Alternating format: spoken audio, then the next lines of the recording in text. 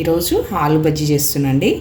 1 cup శనగపిండి, ఆలుగడ్డ chips ఇట్లా సన్నగా కట్ చేసుకోవాలండి. మనము ఆలుగడ్డ, కొత్తిమీర, కొంచెం అల్లం వెల్లుల్లి పేస్టు, వామ, కారము, పసుపు, సాల్ట్, కొంచెం చిటికెడు వంట సోడా,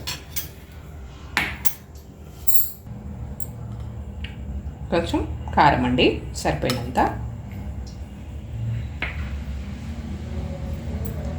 ఒక చిటికెడు పసుపు,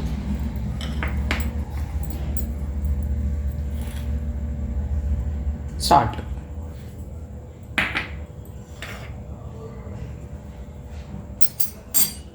కొంచెం ఓమ, ఒక చిటికెడు ఓమ, కొంచెం అల్లం వెల్లుల్లి పేస్ట్,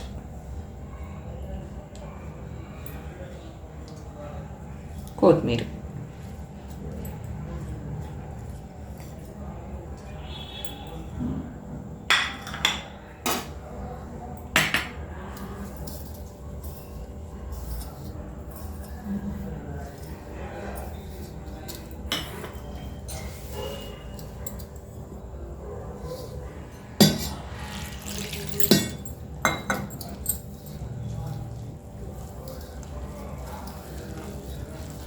శనగపిండి ఒరిజినల్ తీసుకోవాలండి. ఇందులో ఏం కలపకుండా ఒరిజినల్ శనగపిండి 1 కప్పు.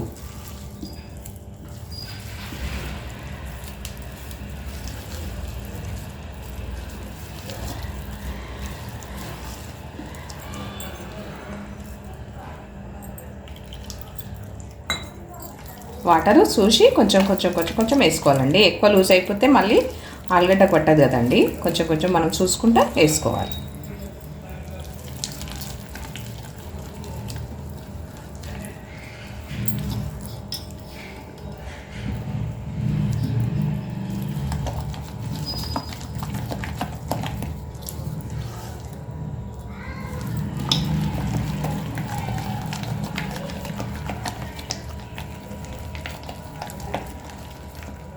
ఇట్లా చేతితో మంచిగా కలిపితే మంచిగా కలుస్తుందండి.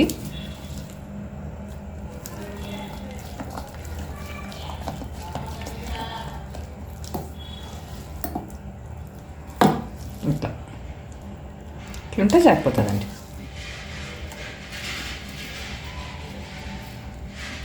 ఇప్పుడు మనం ఒక చిటికెడు వంట సోడా వేసుకుందాం.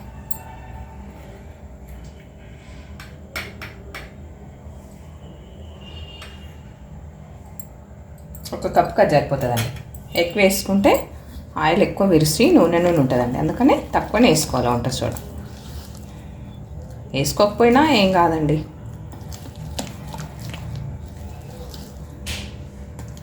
చూడండి ఇట్లుంటే చాలండి. ఒరిజినల్ మొత్తం ఏం కలపకుండా ఒరిజినల్ శనగపిండితో వేసుకుంటే చాలా బాగుంటాయండి ఆలు బజ్జీలు.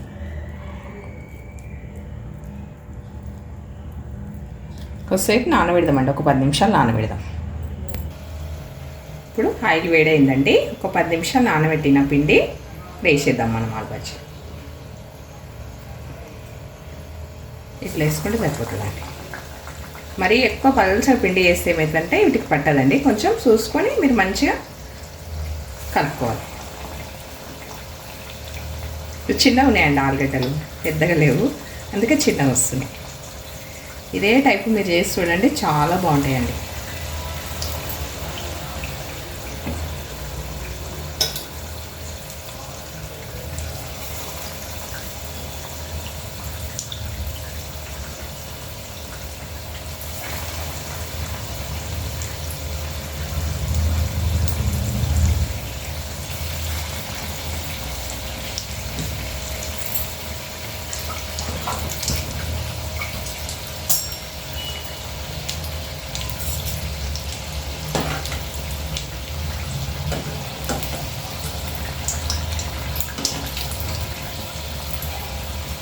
ఏవైనా మన ఇంట్లో చేసుకుంటే చాలా బాగుంటాయండి.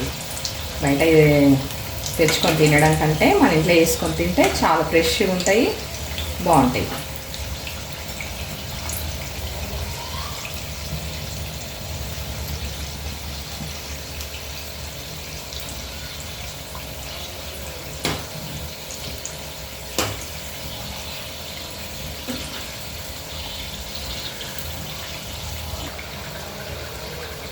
చూడండి ఎంత బాగున్నాయండి, చిన్న ఇడ్లీలలాగా.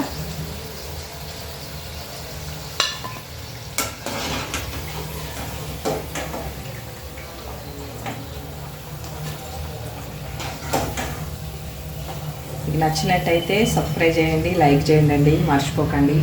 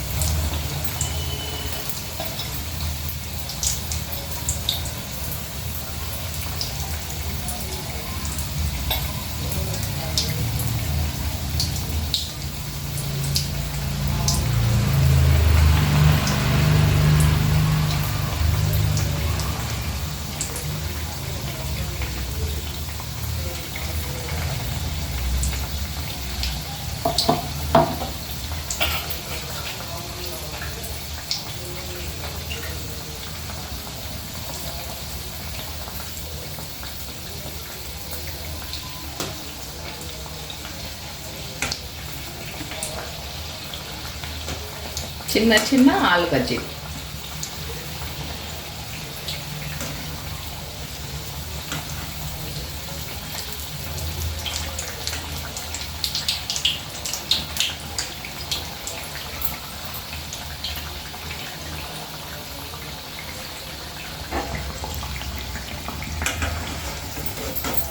లైక్ చేయడం మర్చిపోకండి, కంపల్సరీ లైక్ చేయండి.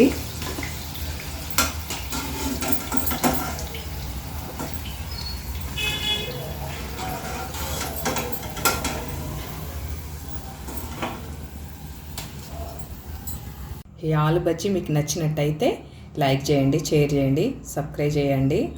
మీరు కూడా చేయండి, చేసి టేస్ట్ చూడండి. బాగుంటే నా కామెంట్ రూపంలో తెలియజేయండి.